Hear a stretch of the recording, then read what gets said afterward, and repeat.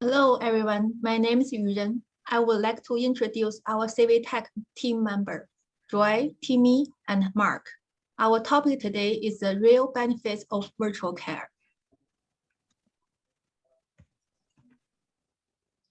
We analyzed the given data set. This chart shows the total number of visits by health zone and type.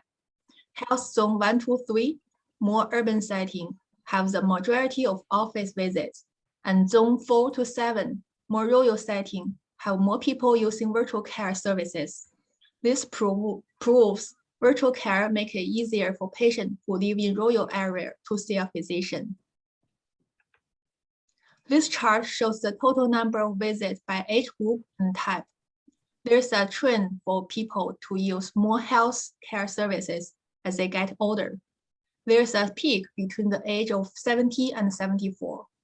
We understand that children under 5 years old need more health care, but there is a spike for teenagers. We wonder why. So we interviewed a physician and asked, what might be the reason for this peak occurring? She said, mental health, and mental health. In January 2020, which is the start of the pandemic, there was a drastic drop in the number of patients seeing their medical providers in office. On March 19, 2020, a state of emergency was declared, and at this point, the number of patients using virtual care has increased.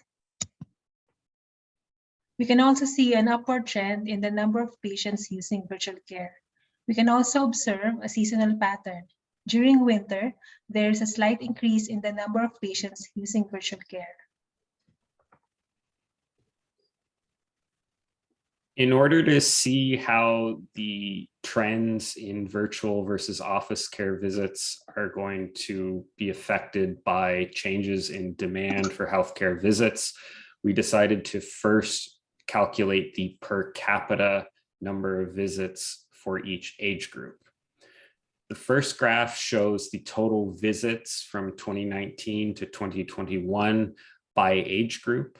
The second graph has the total population of the province by age group.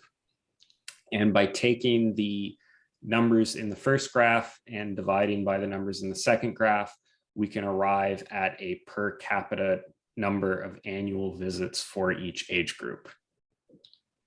So looking at the data, the largest number of overall visits are from the 61 to 80-year-old age group.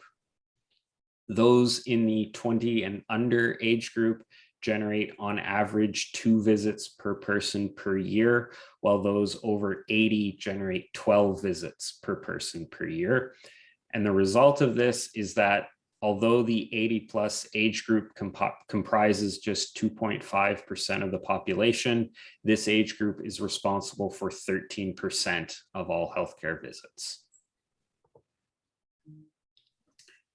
So by taking the per capita numbers that we calculated on the last slide and by projecting the population out 5 years into 2026, we can arrive at a total expected demand for healthcare visits in 2026. So what this projection shows us is that the only population groups that are expected to increase in size over 5 years are the 60 to 80 and the 80+ age group. And based on these increases, we can expect a demand for 500,000 more visits in 2026 compared to 2021. So we wanted to look at, based on this projected number of visits, what savings could be had if the proportion of virtual visits versus office visits was increased. So this graph shows the projected savings in 2026 based on different annual increases in the proportion of virtual care appointments. So what the data shows us is that every 5% increase per year in the proportion of virtual care appointments will save an additional $10 million a year by 2026. And based on the current trends of virtual care versus office visit adoption, the province is tracking towards a roughly 7% increase per year, which you can see on the middle line of the graph there. And it's not just the savings for the government. A Canada Health survey found that on average, for every virtual care appointment, $53 was saved by the patient for things like childcare, parking, transit, and transportation. Yeah, thanks, Mark. So we also try to understand what barriers exist to in-person care, and based on our research, there are many barriers ranging from difficulty in accessing the healthcare system to traveling distances over 100 kilometers. It is important to mention that in 1 year, 10.7% or 236,000 patients travel to a different health zone for an appointment.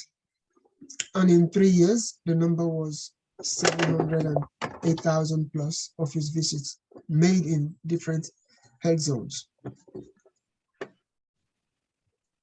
So in this analysis, we wanted to also show how much time can be saved if we go the direction of virtual care. So in this analysis, we use Canada's benchmark time savings of 1.5 hours per visit to predict the annual savings for each percentage increase in usage. We can report that based on the current usage rate of 7%, virtual care has helped save more than 3.4 million hours, which is very impressive. Our research further indicates that every 5% increase in the annual usage rate will save 1 million hours for the patients. We believe the time-saving benefit will improve access and also increase adoption of virtual care. So what are our conclusions?